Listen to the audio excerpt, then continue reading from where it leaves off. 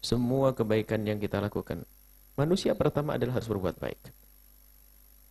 Akan tapi tidak semua yang berbuat baik itu mendapatkan kebaikan. Tidak semua yang melakukan kebaikan itu mendapatkan kebaikan. Ingat, di sana ada musuh kita yang selamanya aduwwun mubin, syaitan. Dia tidak akan puas kecuali anak Adam ini menjadi kawannya. Dendam abadi di dunia hingga di neraka bagi dia. Maka syaitan akan membisikkan kepada anak Adam ini untuk selalu keluar dari jalur kebaikan. Dan kita harus waspada. Dan namanya syaitan menggoda itu dengan cara membisikkan, halus. Sehingga dibuat oleh syaitan induk kita itu tidak terasa melakukan kemungkaran.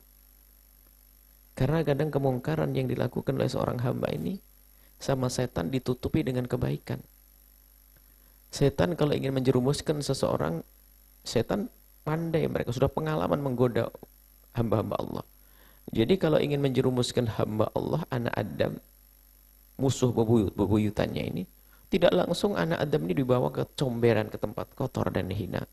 Karena setan tahu juga, anak Adam ini ngerti mana yang baik, mana yang buruk. Akan tapi kadang syaitan, kalau menjerumuskan anak Adam ini kepada kehinaan, dikemas dulu. Seolah-olah itu kebaikan. Sehingga anak Adam ini senang mendekat kepada kebaikan tersebut, ternyata itu hanya bungkus. Kenyataannya adalah kehinaan. Kenyataannya adalah murka Allah. Dan syaitan berkomunikasi dengan diri kita, yaitu hawa nafsu kita. Maka dari itu, kita harus waspada di saat berbuat baik. Jangan sampai ini adalah bungkus dibingkis oleh syaitan, agar kita jauh dari Allah Subhanahu wa ta'ala dengan cara halus tersebut. Kemarin sudah kita bahas contoh. Ada orang ahli ibadah. Sholat malamnya hebat, puasanya hebat. Akan ternyata itu kemasan syaitan. Oleh setan diingatkan agar dia banyak ibadah. Sehingga seorang hamba tersebut merasa dirinya ahli ibadah. Dan seolah-olah dia sudah mendapatkan syurga. Tapi tidak sadar kalau itu adalah bisikan syaitan. Agar dia terpesona dengan amalnya, masuk wilayah ujub. Sehingga dia tidak sadar kalau perilakunya ternyata nyakiti ibunya, nyakiti istrinya, dan banyak. Padahal orang itu dikatakan dia baik dengan Allah. Kalau bicara iktikaf dia nomor 1. Kalau bicara tentang sholat malam dia jago nomor 1. Kalau bicara puasa nomor 1. Tapi dia tidak bisa santun dengan istrinya. Dan kita menemukan seperti ini di lapangan. Di lapangan tidak diduga-duga oleh orang yang ada di tempat tersebut.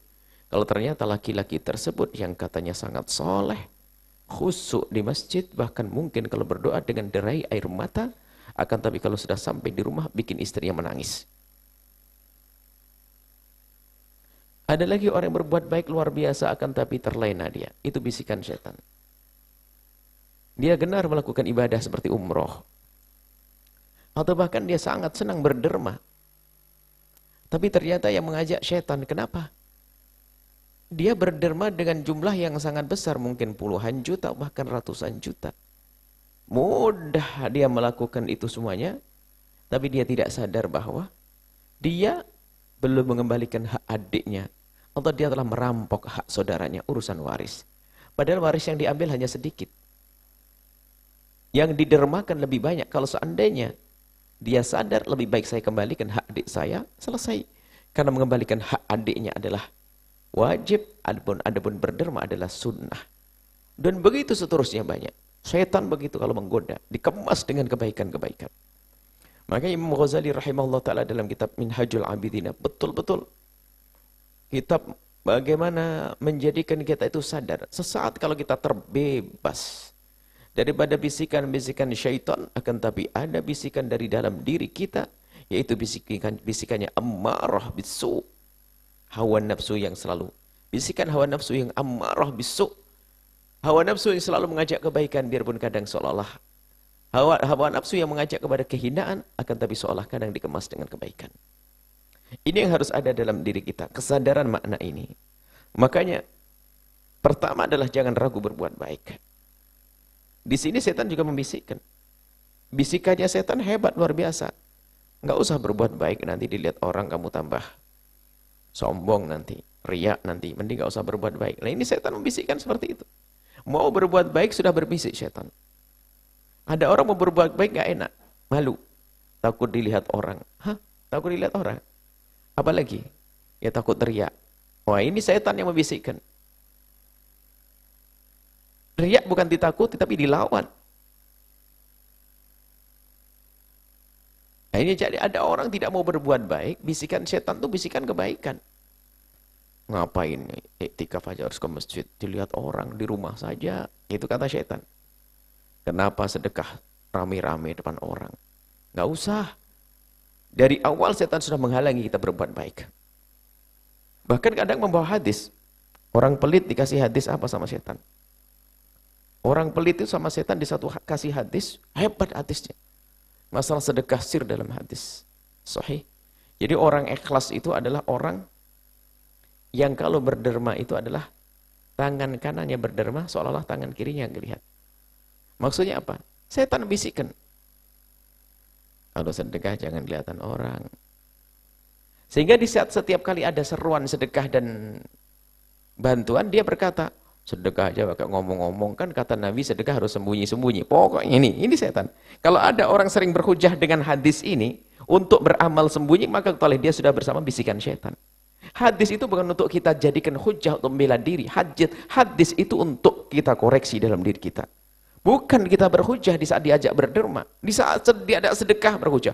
Sedekah nggak perlu ngomong-ngomong. Itu tuh sebenarnya ngomong kalau dia telah melakukan sedekah yang tidak diomongkan. Dia tidak sadar. Itu bisikan setan. Dia pun sebetulnya telah membicarakan sedekah yang tidak ia bicarakan. Sedekahnya ngomong kan kata Nabi sedekah nggak usah dikasih tahu. Maksudnya dia ingin dikasih tahu halus bisikan setan. Atau bahkan mungkin dia itu adalah nuruti setan untuk menjadi orang paling pelit. Hadis yang dibawa seperti itu. Hadis tentang sedekah sirri. Sehingga di saat ada seruan derma, seruan ibadah, bantuan masjid, tetangganya bangun masjid, bangun musola. Nggak berkembang, alasannya apa? Sebaik-baik sedekah adalah sedekah yang disembunyikan. Terus sedekah sembunyi terus. Nggak pernah berbuat baik. Dan ini ada model semacam ini yang ke bawah. Pernah kita suatu ketika dalam sebuah perkumpulan gitu, semuanya lagi berbicara tentang derma, kebaikan dan sebagainya, tiba-tiba muncul satu orang yang berkata bahwasanya, apa begini cara berbuat baik? Bukankah berbuat baik harus disembunyikan? Nggak usah disampaikan. Lupa, hadis ini bukan untuk menegur orang, tapi untuk ngoreksi diri. Kalau orang ajak seru berbuat baik, berbuat baik. Ya kalau orang berbuat baik, ya ketahuan orang, wajar umum. Biasa. Kemudian di saat kita ingin membenahi hati kita, iya berbuat baik terang-terangan ada, berbuat baik sembunyi, tapi nggak usah dikasih tahu berbuat baik sembunyi. Imam Ghazali juga mengingatkan dalam kitab Hidayatul Hidayah, lihat, penuntut ilmu. Bagaimana cara menjerumuskan setan? Setan menjerumuskan penuntut ilmu, oleh setan dibisikkan hadis-hadis tentang keutamaan menuntut ilmu. Keutamaannya ulama.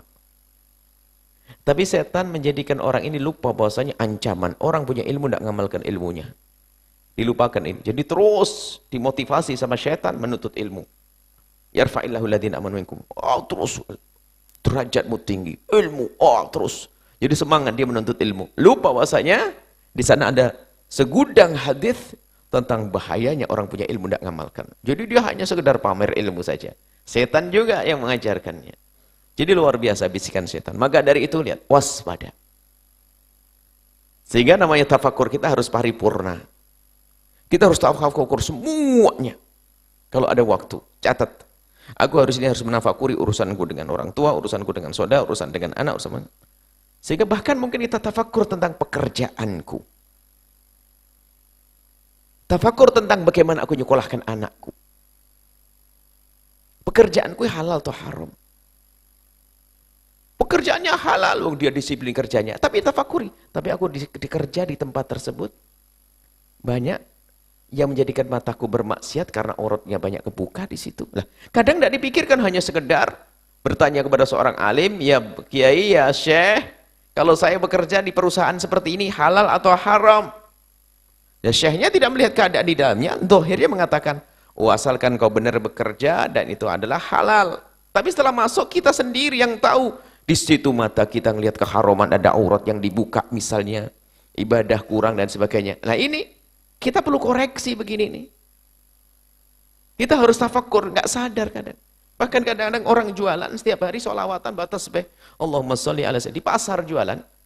Hebat kalau ada orang di tengah pasar hidup pikuk manusia yang dikatakan Nabi adalah sejelek-jelek tempat adalah pasar. Makanya kalau ada orang baik di pasar sebaik-baik orang itu. Karena tantangannya besar, kok di pasar bisa baik dia, maka dia orang paling hebat. Wali di atas gunung beda dengan wali di tengah pasar. Di atas gunung nggak ada godaan. Tapi di tengah pasar godaannya hebat. Dan ternyata orang ini Masya Allah ahli ibadah betul. Sehingga setiap hari baca sholawat. Cuman dia tidak pernah bertafakur. Tidak pernah merenungi tentang kesalahan. Dia tidak sadar, dia jualan namanya pasar, di depannya juga ada orang jualan. Kebetulan yang jualan di depan itu adalah seorang perempuan pakai rok pendek atau bagaimana. Dia sambil Allahumma shalli ala Muhammad, lihat tanpa sadar setiap hari. Setiap hari sambil baca la ilaha illallah dia ngelihat. Karena dia tidak tafakkur, lihat. Kalau dosanya kan pasti diterima, amalnya belum tentu. Jadi perbandingan antara amal dan dosa. Memang disebutkan setiap kebaikan akan menghapus dosa jika sama-sama diterima. Maksud jika sama-sama dianggap, dosa dianggap sebuah kesalahan, amal dianggap sebagai kebaikan, menghapus. Tapi kalau dosa dianggap, amalnya nggak diterima, apa yang dihapus? Apa yang menghapus? Nah, coba orang yang di pasar 5 tahun yang dikir terus ini, karena dia jarang tafakur, jarang melakukan seperti ini, dia nggak sadar sambil astagfirullahaladzim, astagfirullahaladzim, dia lihat. Coba, padahal kalau dia ada kesadaran tafakur namanya di pasar, tinggal kursinya diiringkan ke arah sana. Dia tidak melihat. Ini perlu kejujuran antara kita dengan Allah Subhanahu wa taala. Mata bisa saja ke sana, tapi kadang pikiran kita ngelihat ke sebelah karena di sana ada perempuan yang membuka auratnya. Kita jujur dengan Allah nih. Itu makom, dan inilah yang harus kita hadirkan malam ini. Makom, mahkom ihsan. Merasa kita dengan Allah terus. Koreksi ya. Tafakur itu terus, setiap saat. Anda pernah mentafakuri tidak? Tentang televisi yang di rumah Anda. Banyak yang harus ditafakuri. Apa yang Anda lihat setiap saat? Bukan untuk diri Anda saja. Bahkan untuk suami Anda sebagai seorang istri yang solehah. Apa yang Anda tonton di dalam televisi? Apakah Anda tidak sadar ternyata di dalam televisi yang Anda tonton itu adalah yang merusak hati Anda? Mungkin hati suami Anda. Bahkan mungkin menjadi hati suami Anda menjadi betul-betul kotor. Kadang ada tontonan-tontonan yang tidak pantas di situ. Kadang tidak pernah disadari. Seorang istri yang katanya solehah mengajak rekreasi suaminya ke pantai. Di sana banyak wanita yang tidak membuka, tidak menutup auratnya. Seorang istri melihat perempuan membuka aurat biasa saja, tapi dia tidak dasar kalau suaminya adalah laki-laki beneran. Sehingga dia hanya seolah-olah tidak melihat, akan tapi ketahuilah. Namanya manusia normal, ada sesuatu yang tidak bisa ditangkap oleh indera, tapi dirasakan hati. Dia kecenderung melihat perempuan-perempuan itu. Jadi perlu cerdas dalam hal ini. Makanya tafakur ini penting sekali. Jangan remehkan tafakur. Banyak orang melakukan banyak kesalahan karena tidak tafakur. Sedekah banyak, tapi zakat belum dibayar. Alangkah banyaknya. Sedekah banyak, tapi utang belum dibayar. Bahkan mungkin karena tidak tafakurnya seorang ustadz bisa saja mengajari orang sedekah, tidak diajarkan untuk bayar zakat, tidak diajarkan bayar utang duluan. Tertipu. Mungkin kita akan menyuruh sebagai seorang ustadz. Makanya kadang harus di saat kita menyuruh sedekah satu sisi, kita harus serukan bahasanya, yang punya utang beresi utangmu. Jangan mikir sedekah. Yang belum bayar zakat beresi zakatmu. Jangan mikir sedekah. Dan kadang dibuai oleh riwayat, kalau kamu ingin diselesaikan urusanmu, bersedekahlah engkau. Urusannya urusan utang. Akhirnya urusan utang bersedekah agar utangnya dibayar. Bukankah itu maksiat? Tertipu kadang ini. Makanya tidak tafakur. Sehingga orang semuanya pengen terselesaikan masalahnya. Si fulan punya utang banyak. Akhirnya apa? Dia bersedekah banyak agar utang dibayar. Oh nggak bisa dong begitu. Beresi dulu utangmu nanti. Memberesi utang itu lebih gede daripada sedekah yang dibayarkan. Anda yang diberi oleh Allah kekayaan melimpah. Daripada Anda membayar atau membantu pembangunan pondok pesantren Al-Bahjah, jauh lebih penting Anda membelikan baju menutup aurat untuk membantu pegawai rumah perusahaan Anda. Pesantren ini dibangun bukan untuk menjerumuskan orang, tapi untuk membawa orang pada kebaikan. Kalau Anda membantu kepada pondok pesantren Al-Bahjah adalah hukumnya sunnah. Tapi Anda mengkerudungi, menutup aurat karyawati Anda adalah wajib. Anda urusi keluarga Anda. Anda urusi karyawati Anda. Jangan mikir bantuan di sini. Harus. Kita sering tertipu. Berbuat baik banyak, tapi dia lupa untuk menyelesaikan urusan di dalam rumahnya. Maka tafakkur sa'akhiru min ibadatis sana, kata Qadiyat. Bertafakkur sesaat ini untuk menyempurnakan ibadah-ibadah kita, sehingga ibadah kita jadi benar. Dan tolong ini bukan untuk nilai orang lain, bukan untuk diri kita sendiri. Tafakkur ini sebagai penutup malam ini adalah kunci. Kita akan pulang bawa kunci, namanya kunci tafakkur. Biasakan tafakkur. Banyak kalau kita renungi, ternyata ada kesalahan-kesalahan yang kita lakukan terbungkus oleh kebaikan yang kita lakukan. Enggak salah.